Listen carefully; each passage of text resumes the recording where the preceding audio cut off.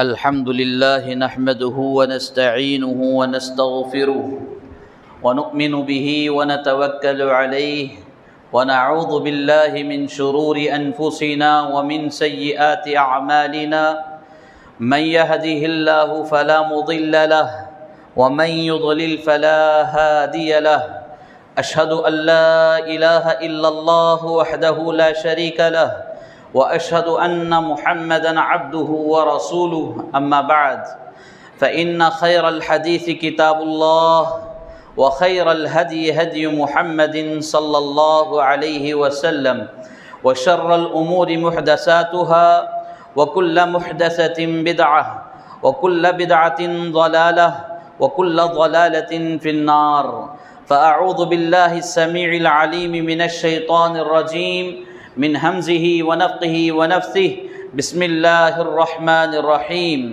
قاف والقرآن المجيد بل عجبوا أن جاءهم منذر منهم فقال الكافرون هذا شيء عجيب أإذا متنا وكنا ترابا ذلك رجع بعيد وقال تعالى في موضع آخر يا أيها الذين آمنوا اتقوا الله حق تقاته ولا تموتن إلا وأنتم مسلمون وقال تعالى في موضع آخر يا أيها الناس اتقوا ربكم الذي خلقكم من نفس واحدة وخلق منها زوجها وبث منهما رجالا كثيرا ونساء واتقوا الله الذي تساءلون به والأرحام إن الله كان عليكم رقيبا وقال تعالى في موضع آخر يا أيها الذين آمنوا اتقوا الله وقولوا قولا سديدا يصلح لكم أعمالكم ويغفر لكم ذنوبكم ومن يطع الله ورسوله فقد فاز فوزا عظيما قال الله تبارك وتعالى في كلامه المجيد والفرقان الحميد ولا يزالون يقاتلونكم حتى يردوكم عن دينكم إن استطاعوا ومن يرتد منكم عن دينه فيمت وهو كافر فأولئك حبطت أعمالهم في الدنيا والآخرة وأولئك أصحاب النار هم فيها خالدون۔ تمام قسم کی تعریف و توصیف اللہ سبحانہ و تعالیٰ کے لیے لائق و زیبا ہے، جس نے مجھے اور آپ کو اشرف المخلوقات میں سے پیدا کیا، جس نے ہمیں عقل سلیم سے نوازا اور اپنی جانب سے بے شمار و لاتعداد نعمتیں عطا کی۔ مختصر سے حمد و ثنا کے بعد لاکھوں کروڑوں درود و سلام نازل ہو تمام انبیاء کرام پر، بالخصوص شفیع المذنبین خاتم النبیین آمینہ کے در یتیم سید المرسلین امام الانبیاء محمد الرسول اللہ صلی اللہ علیہ وسلم پر۔ حاضرین جمعہ، جس عنوان کو لے کر آج آپ کے روبرو میں کھڑا ہوں، وقت کا ایک اہم عنوان ہے، حساس عنوان ہے اسلامی بہن بیٹیوں کی حفاظت۔ یہ موجودہ دور کا ایک سلگتا سب سے بڑا فتنہ ہے کہ ہماری مسلم بہنیں ارتداد کا شکار ہو رہی ہیں، مرتد ہو رہی ہیں۔ مرتد کہتے ہیں اپنے دین کو چھوڑ کر دوسرے دین کو اختیار کر لینا، اسلام کو چھوڑ کر دوسرے ادیان کی طرف چلے جانا، اس کو مرتد کہا جاتا ہے۔ یہ ارتداد کا فتنہ دن بدن بڑھتا جا رہا ہے، اور دشمنان اسلام کا ایک بڑا منصوبہ یہ ہے کہ مسلمانوں میں سے بہت سارے کو گھر واپسی کا پروگرام جو چلایا گیا اس کی طرف لے آیا جائے۔ گھر واپسی کا مطلب لوگوں کا، غیر مسلموں کا یہ عقیدہ ہے کہ لوگ دراصل ہندو ہو کر پیدا ہوتے ہیں لیکن بعد میں یہ مسلمان ہوتے ہیں، لہٰذا ان کو پھر سے اپنے گھر کی طرف بلایا جائے، ہندو دھرم کی طرف لایا جائے۔ یہ گھر واپسی کا ایک پروگرام بنایا گیا، اور اس کے تحت کئی مسلم بچیوں کو شکار میں لایا گیا، کئی مسلم خواتین مرتد ہو چکی، اور کئی مسلم بھائی اس کے شکار میں آ گئے۔ میرے بھائیوں، یہ جو جال بچھایا گیا اس میں بالخصوص مسلم بہن بیٹیوں کو ٹارگٹ کیا گیا۔ کیوں؟ اس کی وجہ کیا ہے؟ اس کے بہت سارے وجوہات ہیں۔ بنیادی کچھ وجوہات یہ ہیں کہ عورت کا مقام و مرتبہ اسلام میں بہت زیادہ ہے۔ اسلام میں جو عورت کا مقام و مرتبہ بتایا گیا، کسی دین کسی دھرم میں عورت کو اتنی عزت نہیں دی گئی، لہذا غیر مسلم اسلام کی جو سب سے بلند و بالا مقام والی چیز ہے، یعنی عورت کو زیادہ ٹارگٹ کیے۔ اور دوسری وجہ یہ ہے کہ مسلم سماج میں عورت ایک مظلوم ذات بن کر رہ گئی، یعنی ہم مسلمان عورتوں پر اتنا ظلم کرتے ہیں، اس کے پیدائش سے لے کر اس کے مرنے تک ہم اس کے اوپر ظلم کرتے رہتے ہیں۔ لہذا کسی قوم کی ایک مظلوم ذات پر کوئی ہڈی ڈال دے یا کوئی اچھائی بتا دے تو وہ مظلوم ذات سوچے سمجھے بغیر ان کے جال میں پڑ جاتی ہے۔ لہذا عورتوں کو پھنسانا بہت آسان ہے، اس لیے ان لوگوں نے عورتوں کو ٹارگٹ کیا، مسلم بہن بیٹیوں کو ٹارگٹ کیا۔ تیسری وجہ یہ ہے کہ اس کی نسل در نسل گمراہی کی طرف آ سکتی ہے۔ اگر ایک عورت اسلام پر رہے گی، دین پر رہے گی، تو اس کی نسل در نسل میں اسلام پھیلتا جائے گا، دین پھیلتا جائے گا۔ لہٰذا مسلم نوجوانوں سے زیادہ، لڑکوں سے زیادہ بہن بیٹیوں کو ٹارگٹ کیا گیا، ان کے پیٹ سے نکلنے والی اولاد بھی گمراہی کی طرف رہ سکے، اس لیے یہ تیسری وجہ ہے۔ تو میرے بھائیوں، بہت سارے وجوہات کی بنیاد پر مسلم بہن بیٹیوں کو خاص ٹارگٹ کیا گیا، اور اس جال میں بہت ساری مسلم بچیاں بھی آ گئی ہیں۔ اللہ رب العالمین قرآن مجید میں سورۃ البقرہ سورہ نمبر 2 پارہ نمبر 2 آیت نمبر 217 میں بیان کر رہا ہے، وَلَا يَزَالُونَ يُقَاتِلُونَكُمْ حَتَّى يَرُدُّوكُمْ عَنْ دِينِكُمْ إِنِ اسْتَطَاعُوا وَمَنْ يَرْتَدِدْ مِنْكُمْ عَنْ دِينِهِ فَيَمُتْ وَهُوَ كَافِرٌ فَأُولَئِكَ حَبِطَتْ أَعْمَالُهُمْ فِي الدُّنْيَا وَالْآخِرَةِ وَأُولَئِكَ أَصْحَابُ النَّارِ ہم فیہا خالدون۔ یعنی اللہ تبارک و تعالی مسلمانوں سے مخاطب ہو کر، صحابہ کرام رضوان اللہ علیہم اجمعین سے مخاطب ہو کر فرما رہا ہے کہ یہ لوگ جو کافر ہیں، کافر لوگ ہیں، یہ تمہارے ساتھ برابر لڑتے رہیں گے، جھگڑتے رہیں گے۔ اگر ان کا بس چلے تو وہ تمہیں تمہارے دین سے بھی پھیر دیں گے، تمہیں مرتد بنا دیں گے، تمہیں تمہارے دین سے روک سکتے ہیں اگر ان کا بس چلے۔ ہاں، اللہ رب العالمین آگے فرما رہا ہے، وَمَنْ يَرْتَدِدْ مِنْكُمْ عَنْ دِينِهِ فَيَمُتْ وَهُوَ كَافِرٌ فَأُولَئِكَ حَبِطَتْ أَعْمَالُهُمْ فِي الدُّنْيَا وَالْآخِرَةِ۔ بس جو شخص اپنے دین سے پھر جائے، مرتد ہو جائے اور توبہ کیے بغیر اسی حالت میں وہ مر جائے، تو اللہ رب العالمین دنیا و آخرت میں اس کے سارے اعمال کو برباد کر دیتا ہے۔ جو کچھ اس نے اچھائی کی تھی اسلام کی حالت میں، سارے اعمال اس کے ضائع ہو جائیں گے۔ وَأُولَئِكَ أَصْحَابُ النَّارِ، اور ایسے ہی لوگ، یہی لوگ جہنمی ہیں، ہم فیہا خالدون، اور اس میں ہمیشہ ہمیشہ رہنے والے ہیں۔ اللہ رب العالمین ہم لوگوں کو یہ پیغام سنا رہا ہے کہ دین اسلام ہی سب سے بہترین دین ہے۔ اللہ رب العالمین کے نزدیک پاکیزہ دین اگر کوئی ہے تو وہ دین اسلام ہے۔ اسلام کے علاوہ کوئی دوسرا دین اللہ کے یہاں قابل قبول نہیں ہے۔ ان الدین عند اللہ الاسلام، اللہ رب العالمین کے نزدیک سب سے پاکیزہ دین اسلام ہے، اور اسلام کے علاوہ کوئی دین لے کر وہاں بندہ حاضر ہوتا ہے، اللہ رب العالمین اس کو قابل قبول نہیں سمجھتا۔ اللہ کے دربار میں وہ دین اسلام کے علاوہ جو لے کر جائے گا وہ دین قابل قبول نہیں ہے میرے بھائیوں۔ فَلَن يُقْبَلَ مِنْهُ، اللہ تبارک و تعالیٰ اس کے دین کو قبول ہی نہیں کرے گا، ہرگز قبول نہیں کرے گا۔ لہٰذا میرے بھائیوں، دین اسلام کو سمجھنے کی ضرورت ہے اور اس پر قائم رہنے کی ضرورت ہے۔ جس طرح ہم مضبوطی کے ساتھ اسلام پر ڈٹے رہیں گے، جمے رہیں گے، اسی طرح ہماری بہن بیٹیوں کو بھی اس پر استقامت کی ضرورت ہے۔ ہمارے گھروں میں اپنی بچیوں کی اصلاح کی ضرورت ہے، انہیں دین سے جوڑنے کی ضرورت ہے، ان کے عقائد کی اصلاح کرنے کی ضرورت ہے، ان کے ایمان میں مضبوطی لانے کی ضرورت ہے۔ دن بدن دنیا میں جو فتنے برپا ہو رہے ہیں، ان فتنوں سے انہیں آگاہ کرنے کی ضرورت ہے، انہیں ڈرانے کی ضرورت ہے۔ فتنوں سے آگاہیت یہ بہت ہی اہم چیز ہے۔ جب تک آدمی، بندہ ہو یا بندی، فتنے کو نہیں پہچانتے، اس وقت تک اس فتنے کی سنگینی کا علم انہیں نہیں رہتا، اس فتنے کی ہلاکت کا علم انہیں نہیں رہتا۔ لہذا فتنے کو سمجھنا چاہیے، فتنہ کیا ہوتا ہے۔ موجودہ دور میں یہ ارتداد کی جو لہر ہماری بہن بیٹیوں میں دوڑ پڑی ہے، یہ سب سے بڑا فتنہ ہے۔ اس فتنے سے مجھے اور آپ کو ہوشیار ہونا ہے، ہمارے مسلم بہن بیٹیوں کی حفاظت کرنا ہے۔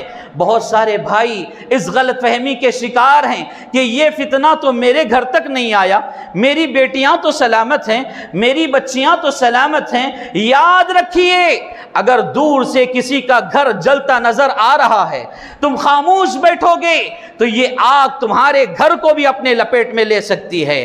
لہذا اپنے گھر کی بچیوں سے زیادہ فکر مند مجھے اور آپ کو قوم کی بیٹیوں کے بارے میں ہونا چاہیے، کیونکہ گھر کی بچی کے اوپر کوئی دھبا آتا ہے تو وہ ہمارے اوپر دھبا آیا، صرف فقط گھر والوں پر دھبا آیا۔ اگر قوم کی بیٹی پر کوئی دھبا آتا ہے تو اس میں سارے قوم کی بدنامی ہے۔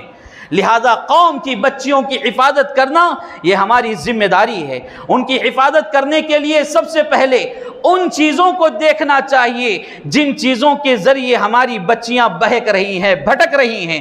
آخر وہ کون سے اسباب ہیں جن کی وجہ سے مسلم بچیاں غیروں کے چنگل میں پھنسے جا رہی ہیں، غیروں کے ساتھ بھاگ رہی ہیں، غیروں کے ساتھ اپنا منہ کالا کر رہی ہیں، غیروں کے ساتھ اپنی عزت و عفت کا سودا کر رہی ہیں؟ وہ کیا اسباب ہیں، وہ کیا وجوہات ہیں؟ اگر ان میں ہم سب سے پہلے دیکھتے ہیں، سب سے پہلی چیز جو معلوم ہوتی ہے وہ ایمان کی کمی۔ ایمان کی کمی، ایمان کی زیادتی کیسے ہو سکتی ہے؟ دن بدن ہمارے اندر بھی ایمان کی کمی ہوتی جا رہی ہے، ایمان کی کمزوری آتی جا رہی ہے۔ اللہ تبارک و تعالیٰ قرآن مجید میں یہ اعلان کر دیا کہ جب ایمان میں کمی محسوس کرو تو ہماری آیتوں کی تلاوت کی جائے، قرآن کی آیتوں کی تلاوت کی جائے، غور یعنی غور کے ساتھ، تدبر کے ساتھ قرآن پڑھا جائے۔ قرآن کی آیتوں سے ایمان میں اضافہ ہوتا ہے، ایمان میں زیادتی ہوتی ہے۔ لہذا یہ سب سے پہلی چیز ہے، ہماری بچیوں میں ایمان کی کمی کی وجہ سے وہ فرق محسوس نہیں کر سکتی کہ ایمان کیا چیز ہے۔ ایمان انہیں معلوم نہیں ہے۔ اللہ پر ایمان لانا، رسولوں پر ایمان لانا، فرشتوں پر ایمان لانا، اللہ کی نازل کردہ کتابوں پر ایمان لانا، رسولوں پر ایمان لانا، اچھی بری تقدیر پر ایمان لانا، انہیں اس بات کا علم نہیں ہے۔ لہذا ایمان کی صحیح پہچان ہمارے بچوں سے کرائیں، ہمارے بچوں کو ایمان کی صحیح معرفت ہو، اس کا بندوبست، اس کا انتظام کرنا چاہیے۔ دوسری چیز میرے بھائیوں جو کہ اپنی بہن بیٹیوں کی حفاظت کے لیے ہمیں کرنا ہے، وہ ان چیزوں میں سے ایک چیز یہ ہے عقائد کا صحیح نہ ہونا۔ عقائد کا صحیح نہ ہونا، بچوں کے اندر، بڑوں کے اندر باطل عقائد آج جنم لے چکے ہیں اور باطل عقائد کے ذریعے زندگی گزاری جا رہی ہے۔ ایسا نہیں ہونا چاہیے۔ ان اسباب میں دوسرا سبب عقائد کا صحیح نہ ہونا۔ میرے بھائیوں، آج کتنے مسلمان بھائی بہن ایسے ہیں جو رام اور رحیم کا عقیدہ لے کر جی رہے ہیں۔ رام بھی ایک ہے، رحیم بھی ایک ہے، رام بھی ایک ہے، اللہ بھی ایک ہے، رام کے اندر اللہ ہے، اللہ کے اندر رام ہے۔ لوگ اس طرح کا عقیدہ لے کر جی رہے ہیں، اور یہ عقیدہ جب ہمارے بچوں کو معلوم ہوتا ہے تو بچیاں غلط راستے پر جا سکتی ہیں۔ کیوں؟ اس لیے کہ ہم یہاں اللہ کی عبادت کر رہے ہیں، وہ رام کی عبادت کر رہے ہیں۔ رام میں بھی اللہ ہی چھپا ہوا ہے اور اللہ میں رام چھپا ہوا ہے۔ نعوذ باللہ، ادھر بھی رہو ادھر بھی رہو، دونوں ایک ہی ہے۔ اگر ایسا ہی معاملہ ہوتا تو صدیوں سے چلنے والی یہ حق کی دعوت، جس کے اوپر صحابہ کی گردنوں کا نذرانہ پیش کیا گیا، جس کے لیے رسول اللہ صلی اللہ علیہ وسلم پتھر کھائے، جس کے لیے رسول اللہ صلی اللہ علیہ وسلم طرح طرح کی باتیں سنیں، دیوانہ، پاگل، مجنون جیسے القاب سنیں، یہ ساری قربانیاں کیوں ہوتی؟ ایسا عقیدہ ہمارے اندر نہیں ہونا چاہیے۔ لہذا عقیدے کی اصلاح بہت ضروری ہے۔ اگر عقائد کی اصلاح ہم نہیں کرتے تو پھر دیکھیے امت کے اندر کیا تباہی ہو رہی ہے۔ کتنی بہنیں ایسی ہیں برقعے کی حالت میں مندر میں جا کر گھنٹیاں بجا رہی ہیں، اور ان کا عقیدہ یہی ہے کہ رام میں اللہ ہے، اللہ میں رام ہے، یہ بھی خدا ہے، وہ بھی خدا ہے، چاہے اس سے مانگو چاہے اس سے مانگو۔ یا بعض لوگ یہ کہتے ہیں اس سے بھی مانگو اس سے بھی مانگو۔ اگر اگر یہ حق پر ہے تو یہ دے گا، اگر وہ حق پر ہے تو وہ دے گا۔ اس طرح کا عقیدہ لے کر بہت ساری مسلم بہنیں مندروں کے دروں پر اپنی پیشانیاں رگڑ رہی ہیں، گھنٹیاں بجا رہی ہیں، پوجا پاٹ کی تھالیاں لے کر کھڑی نظر آتی ہیں۔ اللہ اکبر، اللہ ہماری بہن بیٹیوں کی حفاظت فرمائے۔ تو دوسرا سبب ہے عقائد کا صحیح نہ ہونا، لہذا حفاظتی تدابیر میں یہ چیز ہے کہ ہم اپنے بچوں کو صحیح عقیدہ دیں، صحیح عقیدہ دیں، ایسا عقیدہ دیں کہ وہ دنیا کے کوسے بھی کونے میں چلے جائے، جدھر بھی چلے جائے ان کے ایمان پر کوئی آنچ نہ آئے، ایسا عقیدہ ہمارے بچوں کو دینا چاہیے۔ تو میرے بھائیوں، ان اسباب میں، ارتداد کے اسباب میں تیسرا سبب جو ہے وہ دین سے دوری ہے، دین سے دوری ہے، دینی تعلیمات سے دوری ہے۔ بچوں کو دین سے دور رکھا جاتا ہے، انگلش میڈیم کی تعلیم کے نام پر اور دور جدید میں ترقی یافتہ تعلیم کے نام پر بچوں کو دین سے دور کر دیا جاتا ہے۔ بچوں کو مکتب نہیں بھیجتے، مسجد نہیں بھیجتے، نہ نماز کا پابند بچے کو بناتے ہیں اور نہ ہی مکتب کا پابند بچوں کو بناتے ہیں۔ اگر بچوں کو دین سے رکھا جائے، دین سے انہیں دور کر دیا جائے، دین سے ان کو توڑ دیا جائے تو میرے بھائیوں انہیں دینی تعلیم کہاں سے ملے گی؟ اس عصری تعلیم تو مل جائے گی، لاکھوں روپے ڈال کر تم بچوں کو انگلش تعلیم تو دے سکتے ہو، لیکن یہ ایسی تعلیم ہے جو تمہیں آخرت میں فائدہ نہیں پہنچا سکتی۔ لیکن دینی تعلیم سے بچوں کو جوڑ کر رکھنا چاہیے۔ اگر بچے دینی تعلیم سے جڑے رہیں گے انہیں وہ حدیث ضرور معلوم ہوگی جس کے راوی حضرت عبداللہ بن عباس رضی اللہ تعالی عنہما ہیں۔ فرماتے ہیں من بدل دینہ فاقتلوہ، پیارے رسول صلی اللہ علیہ وسلم نے فرمایا جس نے اپنے دین کو بدل دیا اس کی سزا اس کو قتل کرنا ہے، یعنی جس نے مرتد ہوا، ارتداد کا شکار ہوا تو اس کی سزا کیا ہے؟ دنیاوی سزا، اس کو قتل کیا جائے گا۔ اور یہ صحیح بخاری کی حدیث ہے، حدیث نمبر 3017۔ اور بچوں کو دینی تعلیم سے جوڑو گے تو اس طرح کی حدیثیں بچوں کو معلوم ہوں گی، رسول اللہ صلی اللہ علیہ وسلم کی یہ تعلیمات معلوم ہوں گی، اور انہیں یہ بھی معلوم ہوگا کہ دین سے پھر جانے پر ہمیں سزائے موت سنائی گئی ہے۔ اور میں نے خطبہ مسنونہ کے بعد سورۃ البقرہ کی ایک آیت آپ کے سامنے تلاوت کی جس کا آیت نمبر 217 ہے، جس کا ترجمہ ابھی میں نے بیان کیا۔ یعنی جو لوگ مرتد ہو جاتے ہیں اور توبہ کیے بغیر اسی حالت پر مر جاتے ہیں تو دنیا و آخرت میں اللہ تعالیٰ ان کے اعمال کو برباد کر دیتا ہے۔ اولئک اصحاب النار ہم فیہا خالدون۔ ایک تو دنیاوی سزا یہاں سنائی جا رہی ہے، اب یہ اخروی سزا اس آیت میں بیان کی گئی کہ یہ جہنمی ہیں اور جہنم میں ہمیشہ ہمیشہ رہنے والے ہیں۔ اگر بچے دینی تعلیم سے جڑیں گے، یہ آیتیں، یہ حدیثیں بچوں کو معلوم ہوں گی تو پھر وہ ارتداد کی طرف نہیں جا سکتے، ان کے قدم ڈھلمل نہیں ہو سکتے۔ دین کی تعلیم بہت ضروری ہے۔ اور یہاں ایک بات میں بڑی ذمہ داری سے کہنا چاہتا ہوں، آج ہماری عورتیں دین سے دور ہونے کی سب سے بڑی وجہ ہم ہیں، میں اور آپ ہیں، ہمارے قوم کے مفتیان ہیں، ذمہ دار ہیں، جو عورتوں کو دینی مجلسوں سے دور رکھتے ہیں، مسجدوں سے دور رکھتے ہیں۔ کہتے ہیں عورت کو مسجد بھیجیں گے تو فتنہ ہوگا۔ کیا اس سے بڑا فتنہ اور کچھ ہو سکتا ہے کہ تمہاری بیٹیاں غیروں کے چنگل میں پھنسی جائیں؟ اس سے بڑا فتنہ اور کیا ہو سکتا ہے؟ تمہاری مسلم بچیاں غیروں کے بستروں پر لیٹیں؟ اس سے بڑا فتنہ اور کیا ہو سکتا ہے؟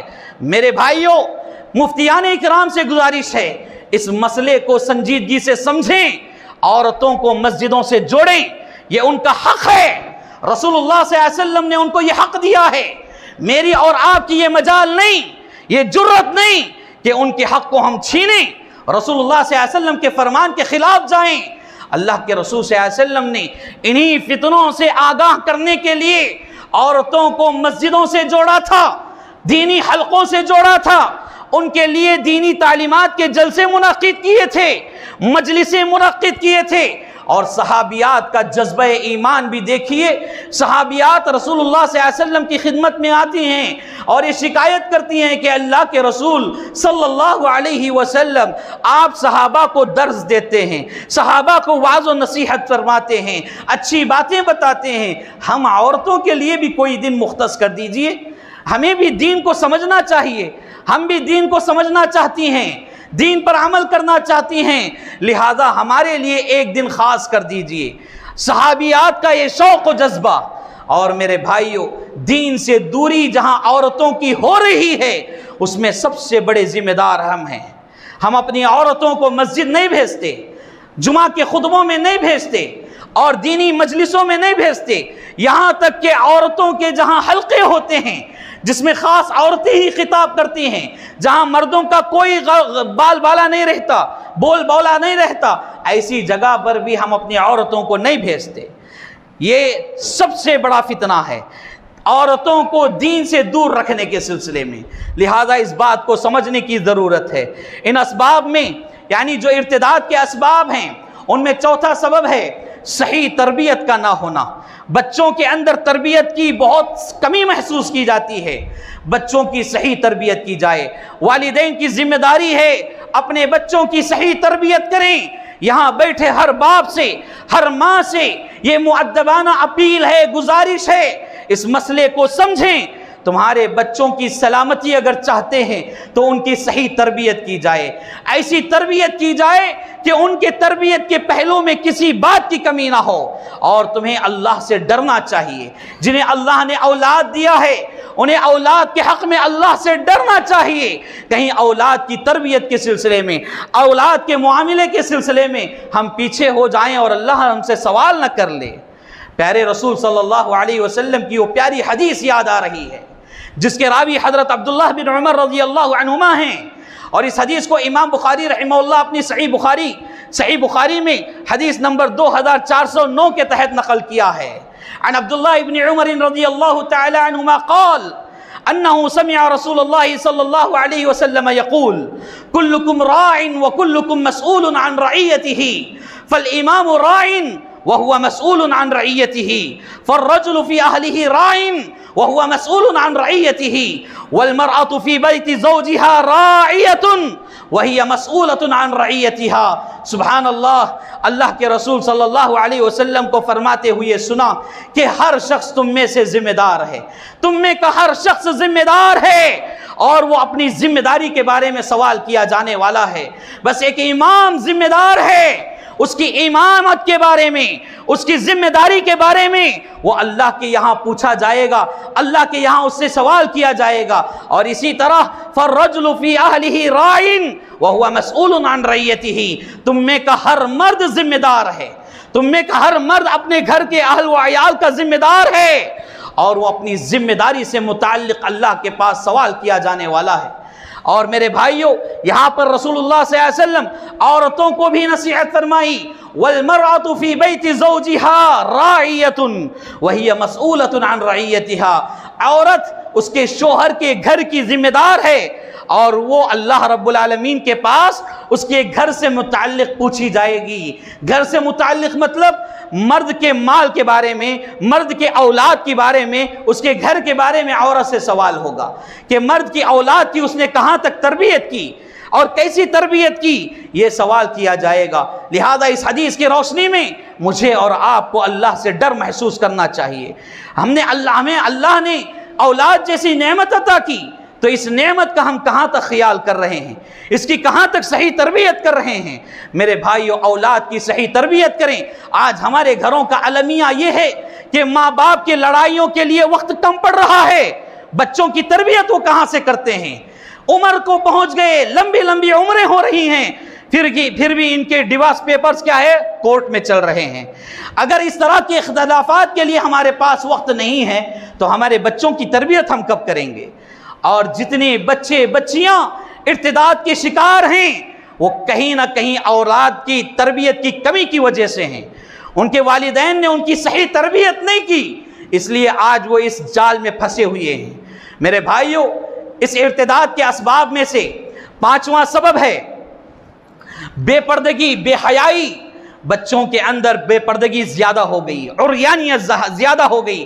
عید کے موقعوں پر ہم والدین اپنے بچوں کو ہیرو ہیروئنز کے فیشن پر کپڑے ڈلاتے ہیں، اور ایسے کپڑے جن کپڑوں کے کھڑکیوں سے بدن جھانکتے ہیں، اور ان کے بدن دیکھ کر گھر میں نہ باپ کو غیرت ہوتی ہے نہ بھائی کو غیرت ہوتی ہے۔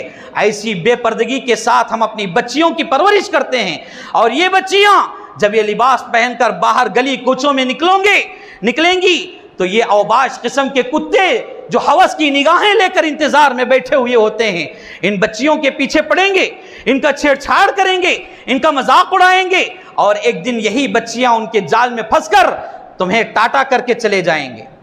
کتنے والدین ایسے ہیں جو بچیوں کی اس طرح کی نافرمانی پر آج خون کے آنسو رو رہے ہیں، لیکن ہماری حالت ابھی وہ نہیں آئی۔ وہ حالت آنے سے پہلے ہوشیار ہو جائیں، اپنے گھروں کی اصلاح کریں، اپنے بچوں کی اصلاح کریں، اپنے بچوں کو دینی تربیت سے جوڑیں، اپنے بچوں کی صحیح تربیت کریں، ان کے عقائد کو جانچیں، کیا عقیدہ ہمارے بچوں کا ہے، اور عقائد کی اصلاح کرنا چاہیے۔ ایمان میں زیادتی ہونے والے اسباب بچوں کو فراہم کریں، قرآن پڑھنا سکھائیں، اور اسی طرح قرآن پر عمل کرنا سکھائیں، بچوں کی زندگیاں سلامت رہیں گی۔ میرے بھائیوں، ان اسباب میں سے ایک سبب جو کہ اہم سبب ہے وہ ہے تعلیم، اختلاط والی تعلیم، مخلوط نظام تعلیم۔ ایسی تعلیم، ایک ہی بنچ پر ہماری بچی بیٹھ رہی ہے اور ایک ہی بنچ پر غیر قوم کا بچہ بیٹھ رہا ہے، اس کو مخلوط تعلیم کہا جاتا ہے، جہاں لڑکے لڑکیاں بے پردگی کے ساتھ تعلیم حاصل کرتے ہوں۔ تو ایسی جگہوں سے احتیاط کریں، ایسے کالجز، ایسے یونیورسٹیز سے بچوں کو دور رکھیں۔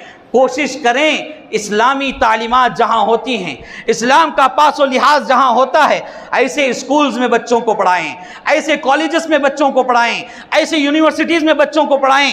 اسلام یہ نہیں کہتا کہ بچیوں کو نہ پڑھائیں، بلکہ اسلام کا سب سے پہلا اعلان تو اقرا ہے، پڑھو، اور اتنا پڑھو کہ تمہاری قوم ترقی پر چلی جائے، اتنا پڑھو کہ تم ترقی کے منازل طے کرتے جاؤ۔ یہ سب سے پہلا اعلان ہے اسلام کا، اقرا، پڑھو، ایسا پڑھو کہ دنیا میں انقلاب پیدا ہو جائے۔ پڑھنے کی اجازت ہے، لیکن حدود کے اندر ہو کر پڑھنا چاہیے۔ اگر ایسا نظام نہیں مل رہا ہے، اسلامی نظام کالجوں میں اگر آپ کو نہیں مل رہا ہے، لیکن وہاں بھیجنے سے پہلے اپنے بچی کو سمجھائیں کہ رسول صلی اللہ علیہ وسلم کی تعلیمات کیا ہیں۔ ایسی جگہوں پر جا کر جب تعلیم حاصل کر رہے ہیں تو با پردہ ہو کر جائیں، با پردہ انہیں بنا کر بھیجیں، بے پردگی کے ساتھ نہ بھیجیں، اور بچوں کو حجاب کی تلقین کریں۔ دنیا میں بہت سارے فتنے آتے ہیں، آتے رہیں گے، لیکن ایک مومن فتنوں سے کبھی گھبراتا نہیں ہے۔ حجاب کا فتنہ لے کر کئی بچیاں برقع اتار دیے، یہ بزدلی ہے میرے بھائیوں۔ اور یاد رکھو تمہارے مارکس کارڈ میں 10 15 20 نمبر کم آ جائیں، لیکن اسلام کی تعلیمات کا مذاق مت اڑاؤ، اسلام کی تعلیمات کا مذاق مت اڑاؤ، تمہیں آخرت میں اللہ تعالیٰ سب سے بلند مقام پر کامیاب بنائے گا۔ یہاں 20 25 نمبر کم آ جائیں پرواہ نہیں، اللہ تعالیٰ تمہیں دنیا کے اس امتحان میں سب سے سرخرو بنائے گا، بہترین کامیابی عطا کرے گا۔ تو میرے بھائیوں، یہ ہے مخلوط نظام تعلیم، جہاں اختلاطی تعلیم ہوتی ہے وہاں بھیجتے بھی ہیں تو اپنے بچوں کو اللہ رسول سے ڈھرا کر بھیجیں، شریعت کی تعلیمات دے کر بھیجیں، ایسے عقیدے دے کر بھیجیں کہ تمہارے بچے وہاں جانے کے بعد بھی ان کے قدم ہل نہ سکیں۔ تو میرے بھائیوں، اسی طرح ان اسباب میں سے، ارتداد کے اسباب میں سے ایک اہم سبب یہ بھی ہے کہ غیر مسلم لڑکیوں سے دوستی کرنا، غیر مسلم لڑکیوں سے بیجا دوستی کرنا۔ ہمارے بچے کالجز، یونیورسٹیز وغیرہ میں پڑھتے ہیں تو غیر مسلم بچیوں سے بیجا دوستی کرتے ہیں، بیکار کی دوستی، ایسی دوستی جس کا کوئی فائدہ نہیں۔ جب غیر مسلم لڑکیوں سے دوستی ہوتی ہے تو ان کے جو دوست غیر مسلم لڑکے ہوتے ہیں وہ آ کر ان سے دوستی کرتے ہیں، اور یہ دوستی فتنے کی طرف لے جاتی ہے، ہلاکت کی طرف لے جاتی ہے، بربادی کی طرف لے جاتی ہے۔ تو ان اسباب میں سے ایک سبب کیا ہے؟ غیر مسلم لڑکیوں سے بیجا دوستی کرنا۔ اور اسی طرح ان اسباب میں ایک سبب یہ بھی ہے کہ بیجا آزادی بچوں کو دینا۔ اس کا مطلب یہ نہیں کہ انہیں قیدی بنا کر رکھا جائے، مطلب یہ نہیں ہے، بلکہ ان کی اچھی بری چیزوں کا فرق آپ کے درمیان ہو، ان کے لیے آپ اچھا انتظام کریں، انہیں بیجا آزادی نہ دیں۔ آزادی کا مطلب بچے کب گھر آ رہے ہیں، کب گھر سے باہر جا رہے ہیں۔ یہ آج سب سے بڑا المیہ ہے کہ ایک باپ اپنی اولاد سے سوال کرنے سے ڈرتا ہے، اور دنیا کی سب سے بدقسمت اولاد ہے وہ جس کے ماں باپ اس سے پوچھنے سے ڈرتے ہوں۔ اللہ رب العالمین تو قرآن مجید میں کہہ رہا ہے کہ اولاد والدین کو اف تک نہ کہیں، لیکن یہاں مسئلہ یہ ہے کہ بچے سے اگر سوال کر لیں بچہ ناراض ہو جائے گا، بچہ کھانا پانی چھوڑ دے گا، بچہ گھر سے نکل جائے گا، بچہ طرح طرح کے حادثات کا شکار ہو سکتا ہے۔ اس ڈر کے ساتھ آج ماں باپ زندگی گزار رہے ہیں، اور اس ڈر کے ساتھ بچے ماں باپ والدین بچوں سے ایک سوال بھی نہیں کر رہے ہیں۔ لیکن بچوں کو بے جا آزادی دینا گویا کہ انہیں فتنہ ارتداد کے قریب کرنا ہے۔ ان اسباب میں سے ایک سبب یہ ہے کہ بچوں کو بے جا آزادی دے دی جائے۔ بچے رات میں کب آ رہے ہیں، صبح کب گھر سے نکل رہے ہیں، اس کا کوئی آپ کو علم نہیں، اور ہماری بچیاں باہر جانے کے بعد بھی کیا کر رہی ہیں اس کا ہمیں کوئی علم نہیں، کوئی خبر نہیں۔ اور جہاں تعلیم کے لیے جا رہے ہیں وہاں تعلیم دینے والوں کی یہ ذمہ داری ہے کہ بچوں کے اوپر نگرانی رکھیں، کیونکہ یہ بچے قوم کی امانت ہیں۔ اس امانت میں خیانت نہ ہو۔ یہ تمہارے اوپر بھروسے کے ساتھ اپنے بچوں کو وہاں بھیج رہے ہیں، لہذا ان کی نگرانی کرنا یہ اسٹاف کی ذمہ داری ہے، وہاں کے ذمہ داروں کی ذمہ داری ہے۔ لہذا بچوں کو بے جا آزادی نہ دیں۔ اور ایک سبب یہ بھی ہے کہ بے جا انٹرنیٹ کا غلط استعمال، بچے تعلیم کے نام پر انٹرنیٹ کا استعمال کرتے ہیں، سسٹم وغیرہ یوز کرتے ہیں، استعمال کرتے ہیں، لیپ ٹاپ استعمال کرتے ہیں، موبائلز استعمال کرتے ہیں۔ تو اس کے لیے سب سے بنیادی شرط آپ یہ رکھیں کہ بچے کا سسٹم، بچی کا سسٹم گھر کے حال میں ہو، ایسی جگہ ہو جہاں سے سب کا آنا جانا ہو رہا ہو۔ اور بچے کے بیڈ روم میں سسٹم لگا کر دینا گویا آپ خود بچے کو فتنے کے گڑھے میں ڈھکیلنا ہے۔ اور انٹرنیٹ کے نام پر، تعلیم کے نام پر انٹرنیٹ کا غلط استعمال، فیس بک پر لڑکیوں سے دوستیاں، اور فیس بک پر یہ دشمنان اسلام اتنے جال بچھایا ہوا ہے کہ جس میں مسلم بچیاں آسانی سے پھنس رہی ہیں۔ انسٹاگرام ہے، فیس بک ہے، سوشل میڈیا کے جتنے ذرائع ہیں، آج اس کا غلط استعمال کرنے کی وجہ سے ہماری مسلم بچیاں ارتداد کا شکار ہو رہی ہیں، مرتد ہو رہی ہیں، اور غیروں کے ساتھ عشق بازی کر کے ان کے ساتھ فرار ہو رہی ہیں۔ لہذا ایسے چیزوں کا خاتمہ کرنا ہمارے بچوں کی صحیح حفاظت کرنا ہے۔ تعلیم کے نام پر جب انٹرنیٹ کی ضرورت ہو، ضرور ان کی ضرورت کو آپ پورا کریں، لیکن اس کے لیے جو اصول ہیں ان اصول و ضوابط کے ساتھ اس کو پورا کریں۔ گھر میں سب کے سامنے بٹھائیں، اور وہ بچہ کبھی گناہ کا شکار نہیں ہو سکتا۔ اس مسئلے میں اگر آپ بیڈ روم میں بٹھائیں گے، چار دیواری میں بٹھائیں گے، دروازہ بند کر لے کے بیٹھنا پڑے گا، تو ایسے جگہ تمہارے بچے اور بچی کے ساتھ دوسرا شیطان ہوتا ہے۔ تمہارے بچے نادان ہیں، ناسمجھ ہیں، بالکل وہ اچھے ہیں، آپ ان کے اوپر اس طرح کا گمان رکھنا اچھی بات ہے، لیکن آپ کے بچوں کے پیچھے جو پڑا ہوا ہے، وہ جو شیطان ہے، وہ نادان نہیں ہے، وہ بڑا کھلا دشمن ہے تمہارا، تمہارے بچوں کا۔ لہذا اس کی خاطر ہی صحیح تم اپنے بچوں کی صحیح تربیت کریں۔ ارتداد کے اسباب میں سے ایک سبب جو ہے بہت اہم ہے، وہ سبب ہے بچوں کے سامنے ماں باپ کے عشق کی کہانیاں پیش کرنا۔ یہ بہت اہم مسئلہ ہے میرے بھائیوں۔ ماں باپ کسی مسئلے میں عشق کر لیے، محبت کر لیے، شادی ہو گئی، بچے ہو گئے، اب ان بچوں کے سامنے بڑے ہی فخر کے ساتھ یہ ماں باپ اپنے عشق کی کہانی سناتے ہیں۔ تمہارے ابا آئے مجھے ایسا بھگا کر لے گئے، یا باپ کہتا ہے کہ تمہاری امی مجھے اپنے جال میں پھنسا لی۔ اس طرح کی باتیں جب بچوں کے کانوں میں پڑتی ہیں، اللہ کی قسم ان بچوں کے دلوں میں فتنہ ارتداد کا دروازہ تم ہی کھول رہے ہو۔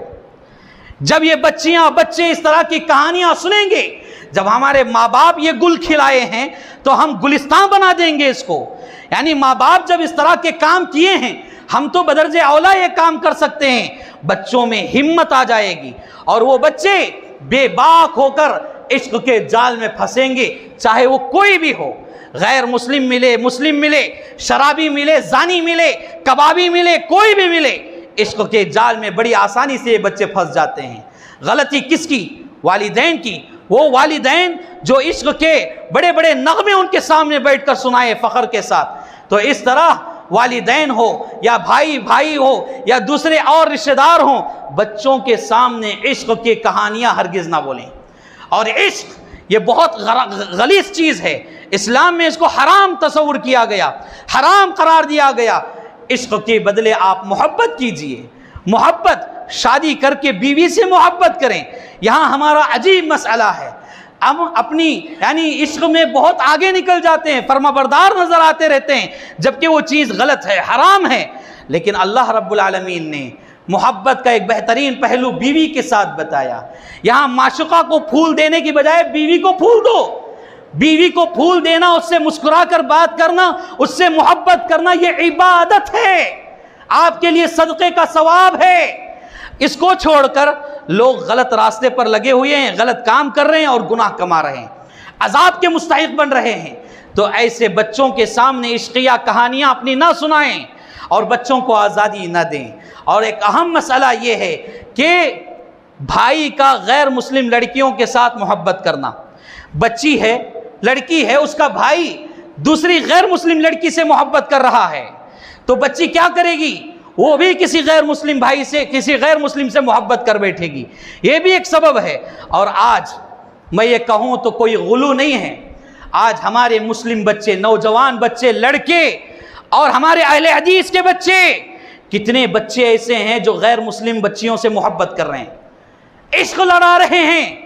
اور اللہ کی قسم بعض بھائیوں نے آ کر مجھ سے سوال تک کر لیا کہ ہم فلاں لڑکی سے، غیر مسلم لڑکی سے محبت کر رہے ہیں، اب اس کو اپنانے کے لیے ہم کیا کریں؟ اب اس کو اپنانے کے لیے ہم کیا کریں؟ تو یہ ہمارے بچوں کا حال ہے، ہمارے مسلم بچوں کا حال ہے۔ میرے بھائیوں، یہاں میں نوجوانوں کو ایک پیغام دینا چاہتا ہوں۔ تم کسی کی بچی سے عشق کر رہے ہو، کسی کی بچی سے محبت کر رہے ہو، تم کیا یہ پسند کر سکتے ہو کہ کوئی آ کر تمہاری بہن سے اسی طرح کا عشق کرے؟ کیا تم پسند کرتے ہو کہ تمہاری بہن سے کوئی محبت کرے؟ یہاں پارک کے پاس کتنے عجوبے نظر آتے ہیں، مسلم بچیوں کے ساتھ چھیڑ چھاڑ کرتے ہیں، گاڑیوں کے ذریعے اور طرح طرح کے آوازوں کے ذریعے۔ کیا تم یہ پسند کرتے ہو کہ کوئی اوباش قسم کا تمہاری طرح آ کر تمہاری بہن کا مذاق اڑایا جائے؟ اور کیا تم کسی کو ایسے دیکھو تمہاری بہن کا مذاق اڑا رہا ہے تو تم خاموش رہو گے؟ نہیں رہو گے۔ ایک صحابی رسول صلی اللہ علیہ وسلم، پیارے رسول صلی اللہ علیہ وسلم کی خدمت میں آ کر سوال کرتے ہیں، اے اللہ کے رسول صلی اللہ علیہ وسلم، مجھے زنا کی اجازت دیجیے، میں زنا کرنا چاہتا ہوں، زنا کی اجازت دیجیے۔ اللہ کے رسول صلی اللہ علیہ وسلم ایک بہترین معلم، مشفق مربی تھے، آپ کا انداز اتنا پیارا تھا، آپ نے اس صحابی کو ڈانٹا نہیں، غصہ نہیں کیا، کچھ نہیں کہا، بس اتنا کہا کہ جس عورت سے تم زنا کرنا چاہتے ہو وہ عورت ہے، کیا تم یہ پسند کرتے ہو کوئی تمہاری ماں کے ساتھ زنا کرے، کوئی تمہاری بہن کے ساتھ زنا کرے، کوئی تمہارے پھوپھی کے ساتھ زنا کرے؟ تو وہ صحابی نے کہا کہ نہیں، اے اللہ کے رسول صلی اللہ علیہ وسلم، میں کیسے پسند کر سکتا ہوں؟ اللہ کے رسول صلی اللہ علیہ وسلم بڑی سنجیدگی سے فرمایا، جس سے تم زنا کی خواہش رکھتے ہو وہ بھی کسی کی ماں ہوگی، وہ بھی کسی کی بہن ہوگی، وہ بھی کسی کی پھوپھی یا خالہ ہوگی، تو تم یہ کیسے پسند کر سکتے ہو؟ اللہ اکبر!